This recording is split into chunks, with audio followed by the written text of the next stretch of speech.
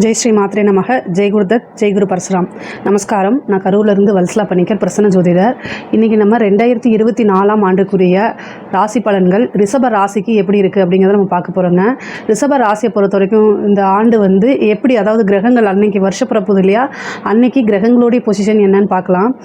உங்கள் ராசியை பொறுத்த வரைக்கும் குரு 12ஆம் இடத்துல இருக்கார். ராகு அதிர்ஷ்டத்தை கொடுக்கக்கூடிய 11ஆம் இடத்துல இருக்கார். இந்த வருஷம் மக நட்சத்திரம் சிம்ம ராசியில் பிறக்குது. திதி பிறக்கக்கூடிய அதாவது இந்த 2024ஆம் ஆண்டு பிறக்கக்கூடிய திதி பஞ்சமி திதி. கரணம் கௌளவ கரணத்தில் பிறக்குது. அதாவது மக நட்சத்திரத்தில் பிறக்குதுன்னு சொன்னேன். அதுக்கப்புறம் 5ஆம் இடத்துல உங்களுக்கு கேது இருக்காருங்க. மக நட்சத்திரத்தில் பிறக்குது. இந்த மக நட்சத்திரம் கேதுவோடைய நட்சத்திரம். அந்த கேது உங்கள் ராசிக்கு 5ஆம் இடத்துல இருக்குது. 5ஆம் இடம்ங்கிறது லக்ஷ்மி கடாட்சமான ஸ்தானம், அதிர்ஷ்டம் நிறைந்த ஸ்தானம் தான் 5ஆம் இடம். அதே மாதிரி 7ஆம் இடத்துல புதன் சுக்கிரன் 2 பேரும் இருக்காங்க. உங்கள் ராசிக்கு அஷ்டம ஸ்தானத்தில் சூரியன் செவ்வாய் இருக்குது. 10ஆம் இடத்துல சனி, 11ஆம் இடத்துல ராகு இருக்குது. இதுதான் இந்த 2024 பிறக்குது இல்லையா, வருஷம் பிறக்குது இல்லையா, அந்த டைமில் உங்கள் ராசி அமைப்புப்படி கிரகங்களுடைய நிலைகள்ங்க. பொதுவாக இந்த வருஷம் உங்களுக்கு எப்படி இருக்குது அப்படின்னா ரொம்ப அருமையாக இருக்குது. 11ல் ராகுங்கிறது ரொம்ப ரொம்ப சூப்பரான அமைப்பு. அதே மாதிரி உங்களுக்கு அடுத்தது ஏப்ரல் மாதத்துக்கு மேலே என்னென்னா குரு பயிற்சியாகி உங்கள் ராசிக்கு வருவார். பொதுவாக ஜென்ம குரு நல்லது இல்லைன்னா கூட 11ஆம் அதிபதி அவர் உங்களுடைய அஷ்டமமும் அவரே தான், அதாவது 8 கூடியவரும் அவரே தான், 11 கூடியவரும் அவரே தான். ஆனால் உங்களுக்கு 11 கூடியவர் அவராக இருந்தாலுமே 11ல் ராகுவும் இருக்குது, ப்ளஸ் குருவும் இருக்குது. யாருக்காவது குரு திசையில் ராகு திசையில் குரு புத்தி இருந்துச்சு அப்படின்னா கண்டிப்பாக உங்களுக்கு திடீர்னு ஒரு பெரிய யோகம், அதாவது எல்லாத்துக்குமே யோகம் இருக்குது. பர்டிகுலராக நான் சொன்ன திசா புத்தி, அதாவது ராகு திசையில் குரு புத்தி, குரு திசையில் ராகு புத்தி இருக்குது அப்படின்னா கண்டிப்பாக உங்களுக்கு மிகப்பெரிய அதிர்ஷ்டம் காத்துக்கிட்டு இருக்கு. நீங்கள் செய்யக்கூடிய செயல் மூலிமா தான் அதிர்ஷ்டம் வரும். அப்போது நீங்கள் கரெக்டாக செய்கிறீங்களா அப்படிங்கிறத செக் பண்ணுறது மட்டும்தான் இந்த வருஷத்தில் உங்களுக்கு வேலை. இந்த தசாபுத்தி நடந்துட்டுருக்கவங்களுக்கு பர்டிகுலராக இதை நான் சொல்கிறேங்க. அதே பொதுவாக தொழில் ஸ்தானம் உங்களுக்கு எப்படி இருக்குது அப்படின்னா 10ஆம் இடத்துல சனி வந்திருக்காரு. கொஞ்சம் ஸ்லோவாக போனால் கூட எந்த ஒரு நஷ்டமும் ஏற்படாது. புதுசாக நீங்கள் தொழில் தொடங்கலாமான்னா ரிஷப ராசியை பொறுத்த வரைக்கும் சனி உங்களுக்கு தர்மகர்மாதிபதியாக இருக்கிறாரு. அப்போது 10ஆம் இடத்துல ஒரு ஆட்சி பெற்று இருக்கனால கண்டிப்பாக தொழில் ரீதியாக உங்களுக்கு நல்ல முன்னேற்றமும் நல்ல வருமானமும் வரக்கூடிய அமைப்புகள் தான் இருக்குது. புதுசாக தொழில் தொடங்கலாமா அப்படின்னா உங்களுடைய சுய ஜாதகத்தில் எப்படி இருக்குது அப்படிங்கிறத நீங்கள் பார்த்துக்கணுங்க. அதாவது தொழில் ஸ்தானம் எப்படி இருக்குது அப்படிங்கிறத பார்த்துட்டு நீங்கள் தொழில் தொடங்கலாம். ஏன்னா உங்களுக்கு ராகு 11ல் இருக்குது, நல்ல அதிர்ஷ்டமான ஆண்டாக தான் இருக்கும். அதே மாதிரி உத்தியோகத்தில் உத்தியோகத்தில் இருக்கவங்களுக்கு திடீர்னு ஒரு ப்ரொமோஷன் கிடைக்கும். அதாவது உங்களுக்கு முன்னாடி ஒரு சீனியாரிட்டி இருந்தால் கூட அவங்களுக்கு ஏதாவது ஒரு அலிகேஷன் மூலிமா போயிட்டு திடீர்னு நீங்கள் எதிர்பார்த்துருக்கவே மாட்டீங்க, உங்களுக்கு வரக்கூடிய அமைப்புகள்லாம் இருக்குங்க. அதாவது அதிர்ஷ்டம் அப்படிங்கிறது இப்படித்தான் அப்படின்னு ஒரு வரையறை கிடையாது. அது எப்படி வேணால் வரலாம். ஆனால் நீங்கள் உங்களோட எஃபர்ட்டை போட்டுட்டு உங்களோட செய்கை, அதாவது உங்களுடைய செயலில் நீங்கள் கவனத்தோடு இருந்தாலே எல்லா விஷயமும் உங்களுக்கு தன்னால் தேடி வரும். அது இல்லாமல் 5ல் இருக்கக்கூடிய கேது திடீர்னு ஒரு அதிர்ஷ்டம், அதே மாதிரி நல்ல ஞானம், பெரிய பெரிய ஆள்களுடைய தொடர்புகளை ஏற்படுத்தி கொடுக்குங்க. அதாவது தொடர்பு அப்படின்னா திடீர்னு நீங்கள் எதிர்பார்த்துருக்கவே மாட்டீங்க, அவங்களுடைய பிளெஸிங்ஸ் கிடைக்கும், அவங்களுடைய கைடு, அதாவது ஒரு குருநாதராக இருந்தாங்க ஒரு கைடு கிடைக்கும். அதே மாதிரி இறையருள் நிறைய உங்களுக்கு வரும். அதாவது இந்த தெய்வத்தை நீங்கள் உபாசனை எடுக்கலாமான்னு யோசிச்சுட்டு இருக்கீங்க அப்படின்னா அந்த தெய்வத்து மூலிமா உங்களுக்கு ஏதோ ஒரு செய்திகள் வரும். உபாசனை எடுப்பீங்க, ஒரு பெரிய குருமாரை சந்திப்பீங்க. அதே மாதிரி நீண்ட தூர பிரயாணங்கள் போகக்கூடிய அமைப்பு இருக்குது. ஒரு சிலருக்கு வெளிநாடு யோகம், அதாவது 11ல் இருக்கக்கூடிய ராகு திடீர்னு வெளிநாடு யோகம்லாம் இருக்குது. வேலை கிடைக்குமா அப்படின்னா தாராளமாக கிடைக்கும். 10ல் சனி வந்திருக்காரு. தொழில் மூலிமா உங்களுக்கு ஆதாயமும் இருக்குது. அதே நேரத்தில் வேலை படித்து முடிச்சுட்டு வேலை கிடைக்காம வெயிட் பண்ணிட்டு இருக்கவங்களாம் இந்த டைமில் ட்ரை பண்ணுங்கள்.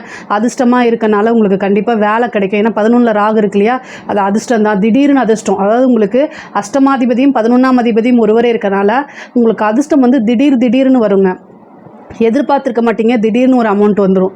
எப்படி வந்ததுன்னே தெரியாது. அந்த மாதிரி ஒரு அமைப்புகள் இந்த வருஷம் உங்களுக்கு இருக்குங்க. இந்த வருஷத்தை பொறுத்த வரைக்கும் குரு பயிற்சி ஒன்று தான் இருக்குது, மீது எல்லாமே ஆல்ரெடி பயிற்சியானது தான். இந்த 2024க்கு முன்னாடி ராகுக்கு இதெல்லாம் பயிற்சி ஆகிடுச்சு. அதே மாதிரி சனியும் பயிற்சி ஆகிடுச்சு.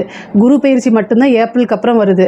நீங்கள் தொழிலையும் உத்தியோகத்திலையாக இருந்தாலும் சரி, வேலை தேடிட்டு இருக்கவங்களா இருந்தாலும் சரி, இந்த சனியும் செவ்வாயும் 10ஆம் இடத்துல சேரும்போது உங்கள் தொழில் ரீதியாக உத்தியோக ரீதியாக கவனமாக இருக்கணும். அதுவும் அரசாங்க ஊழியர்களாக இருந்தால் லஞ்ச லாவணியங்களை தவிர்க்கிறது நல்லது. சனி செவ்வாய் கிரகச்சேர்க்கை நல்ல கிரகச்சேர்க்கை கிடையாது.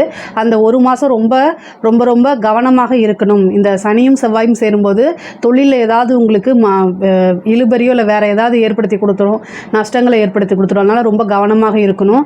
அதே மாதிரி வண்டி வாகனங்கள் இந்த சனியும் செவ்வாயும் சேர்ந்து 4ஆம் இடத்தை பார்க்குது உங்களுக்கு உங்கள் ராசிக்கு. அப்போ வண்டி வாகனங்களில் போகும்போது கவனமாக போகணும். ஏதாவது ஹெல்த் இஷ்யூ வரதுக்கு உண்டான வாய்ப்புகள் இருக்குது. மருத்துவ செலவுகள் ஏற்படுறதுக்கு வாய்ப்புகள் இருக்குது. அதனால் திடீர்னு விபத்து கண்டங்கள் ஏற்பட வாய்ப்பு இருக்குது. வண்டி வாகனங்களில் போகும்போது கவனமாக இருக்கணும். அதே மாதிரி சின்னதாக ஏதாவது ஹெல்த் சம்மந்தப்பட்டதுன்னா உடனே டாக்டரை கன்சல்ட் பண்ணி ஆரம்பத்திலே முடிச்சிருங்க.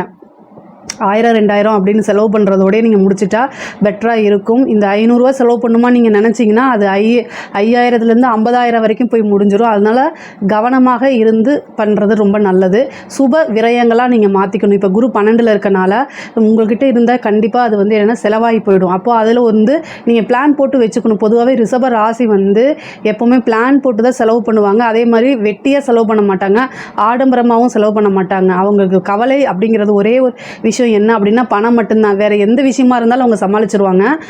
பணம் அப்படிங்கிற ஒரே ஒரு விஷயம் மட்டும்தான். அந்த பணம் இல்லைன்னா மட்டும்தான் அவங்க கவலைப்படுவாங்க. இடியே இடிஞ்சு விழுந்தாலும் அதை பார்த்து அப்படியே அதை எடுத்து நகர்த்தி வச்சுட்டு போகக்கூடிய நபராக தான் நீங்கள் இருப்பீங்க. அந்த டைம் கஷ்டமாக இருந்தாலும் ஈஸியாக மூவ் ஆன் பண்ணி போகக்கூடிய டைப்பாக நீங்கள் இருப்பீங்க. ஸோ பணம் அப்படிங்கிறது நிறைய வரப்போகுது இந்த வருஷம்.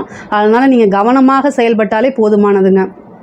கலைத்துறை சார்ந்தவங்களுக்கு இது ஒரு அருமையான நிறைய வாய்ப்புகள்லாம் கிடைக்கும் உங்களுக்கு. அதே மாதிரி பாராட்டு, புகழ், அங்கீகாரம் நிறைய சான்சஸ் கிடைக்கும். நீங்கள் இன்னும் உங்களைய எக்ஸ்போஸ் பண்ணிக்கணும். சோஷியல் மீடியாவில் இந்த மாதிரி விஷயங்களெல்லாம் நீங்கள் நிறைய எக்ஸ்போஸ் பண்ணிக்கணும். திடீர்னு ஒரு ஆப்பர்ச்சுனிட்டி கிடைக்கும், நல்ல ஒரு அங்கீகாரம் கிடைக்கும், மக்களால் பாராட்டக்கூடியது இவங்க தான் அப்படின்னு சொல்லி ஐடென்டிஃபை பண்ணக்கூடிய அமைப்புகள்லாம் இந்த வருஷம் உங்களுக்கு இருக்குங்க.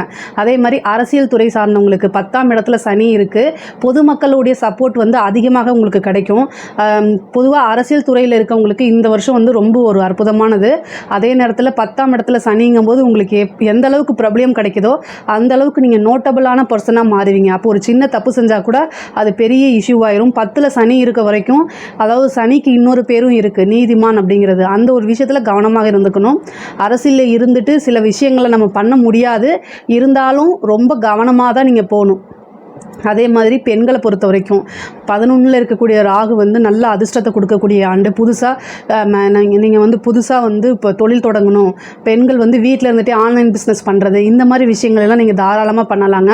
அதாவது 11ல் ராகு இருக்குது. அதே மாதிரி ஏப்ரலுக்கு அப்புறம் உங்களுக்கு என்னென்னா 12ல் இருக்க குரு உங்களுடைய ஜென்ம ராசிக்கே வராரு. அவர் 11ஆம் அதிபதியாக இருந்தாலும் 8க்கும் அவர் தான் அதிபதி. அப்போ நீங்கள் என்ன செய்யணும் அப்படின்னா, நீங்கள் பேசக்கூடிய பழகக்கூடிய நபர்கள்கிட்ட ரொம்ப கவனமாக இருக்கணும். 8ங்கிறது தேவையில்லாத அவமானங்களை தேடி தந்துடும், தேவையில்லாத சிக்கல்களை தேடி தந்துருங்க. அதனால் அதுவும் குரு அப்படிங்கும்போது நீங்கள் கரெக்டாக, குருன்னு என்ன டீச்சருங்க, டீச்சர் நம்மக்கிட்ட என்ன செய்வாங்க அடிப்பாங்க. எப்போ தப்பு செஞ்சால் அடிப்பாங்க, சும்மா இருக்கும்போது அடிக்க மாட்டாங்க. அதே மாதிரி கரெக்டாக சொல்லி கொடுப்பாங்க. அப்போது நீங்கள் என்ன செஞ்சுக்கணும் அப்படின்னா, உங்களுக்கு நீங்களே டீச்சராக மாறிக்கணும். நம்ம செய்கிறது தப்பா ரைட்டா அப்படிங்கிறத ஒரு செகண்ட் யோசிச்சு பார்த்து உங்களோட செயல்கள் எல்லாமே செய்யுங்க.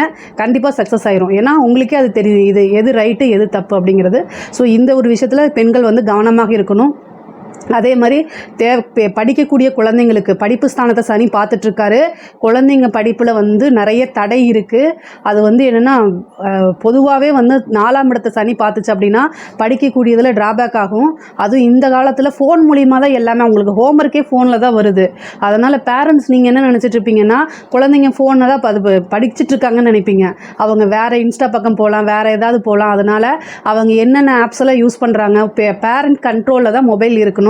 அதை நீங்கள் ரொம்ப ரொம்ப கவனம் செலுத்துறது ரொம்ப ரொம்ப முக்கியமானது.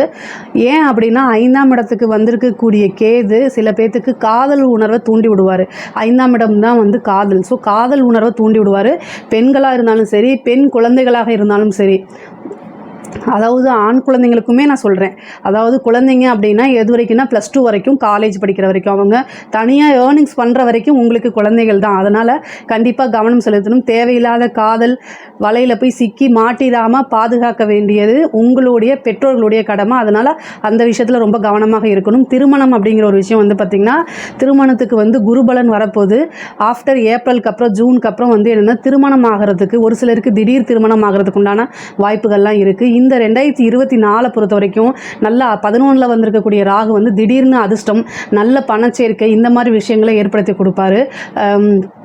பொதுவாகவே ரிஷப ராசிக்கு நல்ல அதிர்ஷ்டம் கொடுக்கணும் அப்படின்னா வியாழக்கிழமை இந்திர பகவான் வழிபாடும் ராகு காலத்தில் துர்க்கை வழிபாடும் பண்ணுங்கள். திடீர்னு ஒரு அதிர்ஷ்டம், திடீர்னு பொருளாதார உயர்வு, இந்த மாதிரி விஷயங்கள்லாம் வருங்க. இந்த 2024 பொறுத்த வரைக்கும் நீங்கள் பண்ணக்கூடிய முயற்சிகள் எல்லாமே உங்களுக்கு சக்ஸஸாக அமையறதுக்கு உங்களோட சேர்ந்து இறைவனை நானும் பிரார்த்திக்கிறேன். நன்றி, வணக்கம்.